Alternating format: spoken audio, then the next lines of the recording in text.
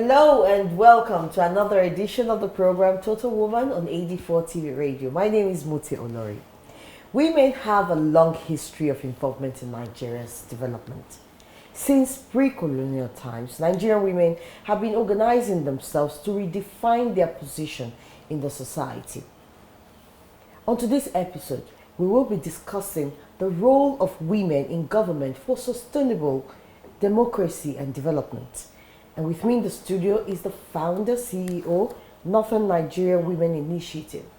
She's a council member, Savannah Center for Democracy and Development, and the Senior Special Assistant to the Governor of Benue State on Civic Society. My guest, Honorable Charity Echon. Thank you for coming on the program. Thank you for having me. Okay, so let's begin. Nigerian women, politics, democracy. Let's talk about the role of women in government for sustainable democracy and development. Democracy is a system of government that hates gender segregation. We are all aware. It has been observed that contributions to development in any society is not gender segregatory.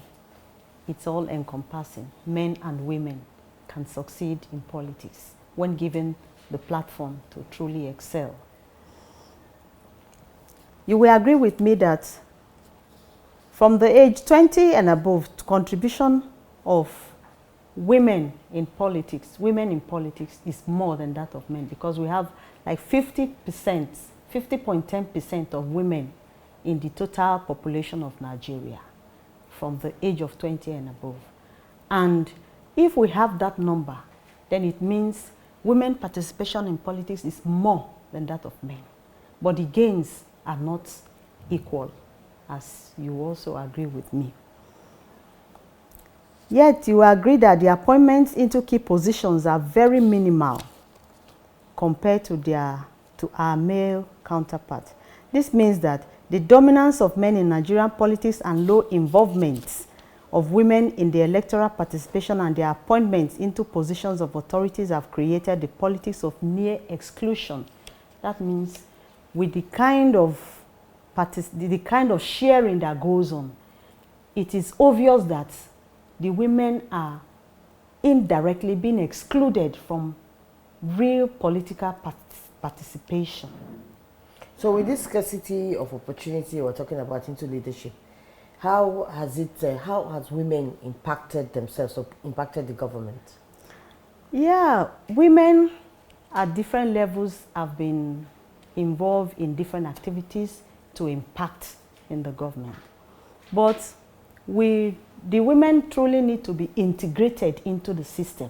Are the women integrated in the system of governance in Nigeria? How many percent of women are being elected into elective positions? How many women run for elections? How many women are appointed as commissioners, ministers, board and parastatals heads, and so on? How many do we have? There are very few. Their number is very few. In the electoral processes, we have from 2019 up till now, or 2015, we have only 6% of women holding elective positions. And then talk about the northern part of Nigeria. It's like 0%.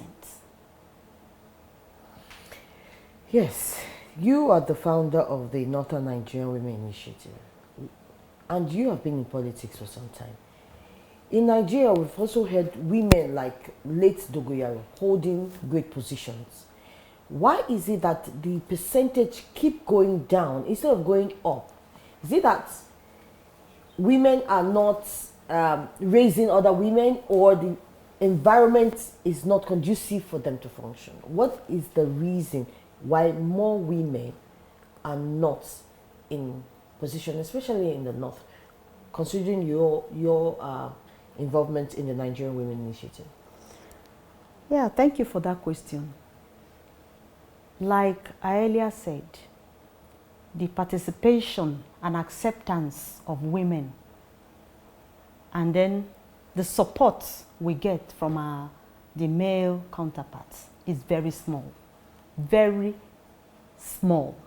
compared to what we do for them.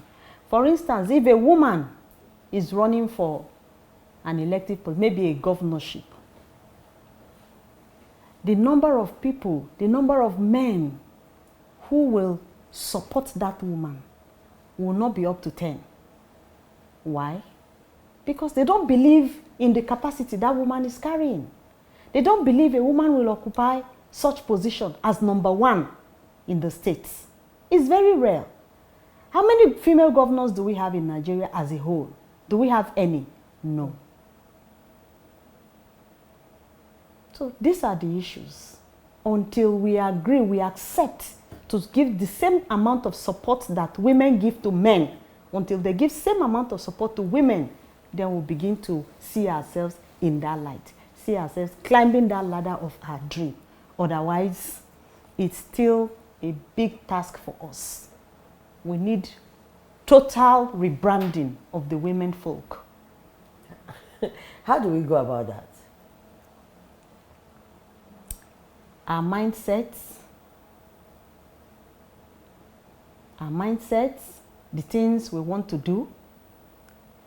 If the man does not support women, we all agree as a group of women to equally not give same support to the men. If we can come out in that kind of stance, if we agree, okay, the 35% affirmative, how many states achieve it? It starts from the council ward. It starts from party primaries. It starts from the councillorship election. It starts from the local government chairman election, then to the House of Rep, then to Senate, then to governorship. How do we distribute that 35% amongst the women? How do we carry them to share that 35%? Okay, in the party hierarchy, how many women are there? Okay, in the council, the ward ESCO members, how many women do we have? At most, women leader. At most, one ex-official woman. How many? 18 offices, and we have just 2.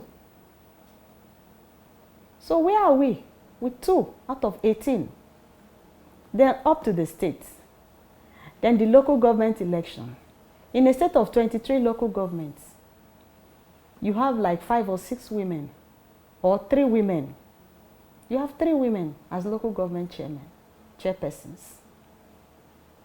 So where are we with that kind of distribution? It's a false arrangement. It's not a realistic arrangement. It's not a realistic figure or data. Let's talk about you. How were you able to break the ground to get your own office when you got elected?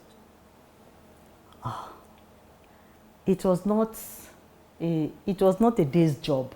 It was not a child's play. I didn't get it by chance. It's a long days and weeks and months and years of, I call it apprenticeship. Determination, resilience, not giving up. If a committee is formed, you are there. The men, they will still find a way of exonerating you out of that committee. They will still want a man something. Even if they say, let women be there, they will still find a way of getting you out. But during the course of my struggle in politics, I made up my mind that if it's going to be one woman, I will be that woman. And when I get there, I will be able to drag more women to join me on that table. But it has not been an easy journey. I did apprenticeship for over 20 years. This is what I keep telling people before I got an appointment in my state. I ran for local government chairman of my local government. It was clear that I was going to get it. But what happened? At the end of it, at the diamond, and this is one thing, we want women to be there. Then the men keep chewing their mouth that they are supporting us, but when it's real, when it's very clear, when the chips are down, the man will get a non-entity to occupy a position that needs real capacity. Why is it so? That was my experience. I ran for local government chairman. I was almost the sole candidate. But a night or so to the real deal, what happened? When sale of forms were closed, registration over, campaigns over, I didn't know how my party got a candidate in my place. And I was told plain that it was not yet my time. When will my time be? Interesting. If we must have sustainable democracy and development in Nigeria, the women must play a great role. I'll take a short break. When I come back, we'll talk more on, from your experience, how do we push? How do we go about strategizing so that women can begin to take their place and begin to function if we must have a sustainable democracy? It's still Total Woman on 84 TV Radio. I'll take a short break, and when I come back, we'll talk more on how women, the role of women in sustainable democracy and development in Nigeria. Please don't go away. I can be all I ever dream of, oh yeah. I am a total woman, yeah. I am a total woman, oh. I am a total woman. You're welcome back. It's the Total Woman on 84 TV Radio, and we are talking about the role of women in sustainable democracy and development in Nigeria. And my guest, Honorable Charity Echo, she has been sharing her own experiences with us, saying it is not easy, even when we say we have women in position, it is not easy to get there. The challenges are much, and we want to know how women can push to get much more. The 35% affirmation they talked about. There are states who say it's 50 now. There are countries that have gone beyond 50. We have places like Uganda, Kenya, Rwanda. They have even gone above the 50% that we are talking about. How can Nigerian women begin to push more, to get that place? Because you did it. Are many people patient enough to say, I want to spend 20 years in apprenticeship? I think I'll call that mentorship. Yeah, mentorship. Yeah. Do I want to spend 20 years before I get to a position? No. So what do we as women begin to do? Because it's so important that if policies have to be made and implemented for the Nigerian woman, a woman has to be there, or more women has to be there. So what do we do as women? Yeah. The journey, like I said, is not easy, but we must not give up. We have to make conscious efforts to be integrated into the system. We have to be accepted. We have to be accepted to be part of the system. Then other things will flow. Like the 35% affirmative action.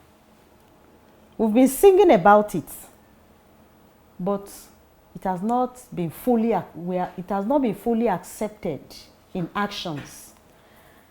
I will recommend that the federal government provide legal backing to support the implementation of the 35% affirmative action for Nigerian women's representation in decision making and in politics. There should be a legal backing. If it's become a law, of course, it will not be altered. Okay, now, another thing a lot of people complain about, I've heard that in certain quarters, women do not, women are not interested. Women come out to vote. They come out during exercises, during electoral exercises to say, oh, I'm interested, I have my card, which we are fighting for. But how many of them are members of political party? A lot of them are members of political party. And the typical African woman does not believe in the capacity he or she carries. We have a lot has been deposited in us. We have to accept that those things are there. How do we accept? It starts from the grassroots. Every politics is local. It starts from the grassroots. We have to make it a point of responsibility to train ourselves and train our minds. That's on the aspect of the women. We have to train ourselves, train our minds. That's to a lot of capacity building programs. Keep reminding the woman, you are good, you are strong, you can do this. Go to school, you can pass your exams. When you pass your exams, you will become like this. You can do this. You have a whole lot of life ahead of you. But the woman will have to accept that those things are inside for you to be able to bring out. Every woman is unique. Every woman has her own unique potentials, but those potentials must be explored. And this is why I and you are having this conversation. Because it will go a long way to encourage the woman, a woman out there. You can run for councillorship. You can run for chairman of your local government. Why don't you try this?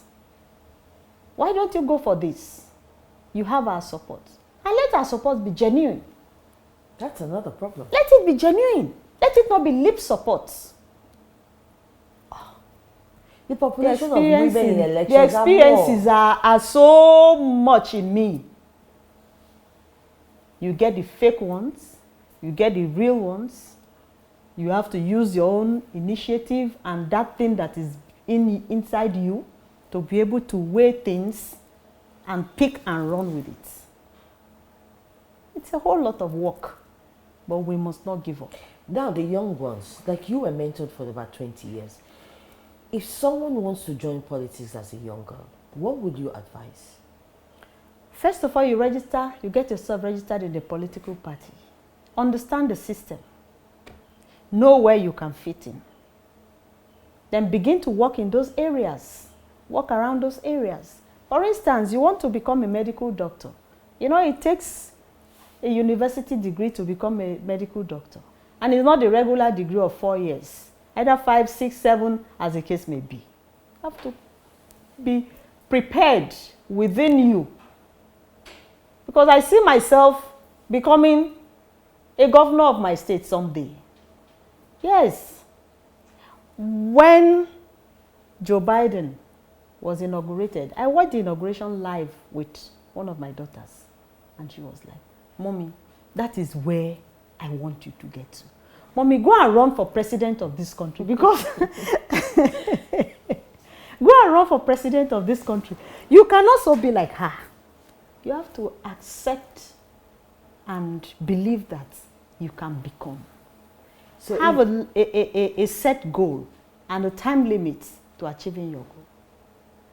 So, but that's our major problem. All right, so every young girl should be go prepared, register, join the party, and start from somewhere where you are strong, where your strength is, and begin to run from there. Yes. Okay, let's go to the north. What are the limitations and challenges a northern woman is facing to come into politics? First and foremost, the northern woman is beautifully and well endowed, just like every other woman in Nigeria. It still boils down to this acceptance that I am this, I can become this. And one of the major challenges we have in the north is funding. Funding. Because some of those traditions and cultures that are there limit the women a lot. But because the world is evolving, we are not going to keep allowing ourselves to be limited by those traditions. Gradually, like these enlightenment awareness programs that we're holding, we keep encouraging ourselves. You can do this. We talk to ourselves, we empower ourselves, capacity building programs. Not just as a woman, you don't have to keep staying there to be collecting. When will you give out? When will you begin to give out? But you know, politics is not easy. It's not easy, I agree with you. But we can still do it. Even the hardest of all things, people still attempt. So we'll continue to attempt. Okay, you mentioned the area of funding. What do you think can be done? What will you suggest?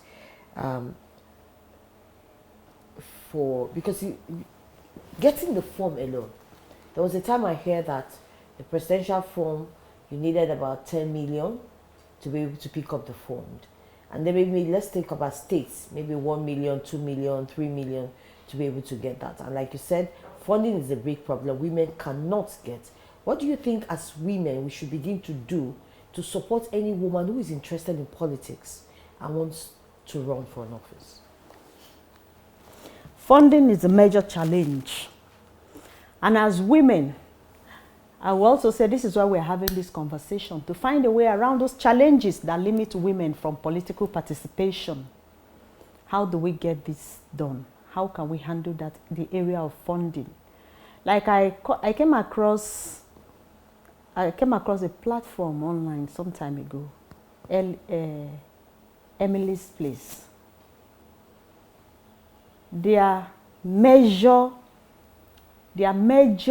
concern is to donate to elect women. It's like a pool of fund. They donate and they fund women in elections. Their goal is to elect women. As Nigerian women, we can come together and design a program, and then we develop a pool of funding, of funds, where we keep donating. People keep donating. If you are fortunate to be elected in an election, there should be a certain percentage that you put in that pool for the next woman that will come. Because once you are there, don't think it is sealed. When you go with that mindset, it starts and ends with you.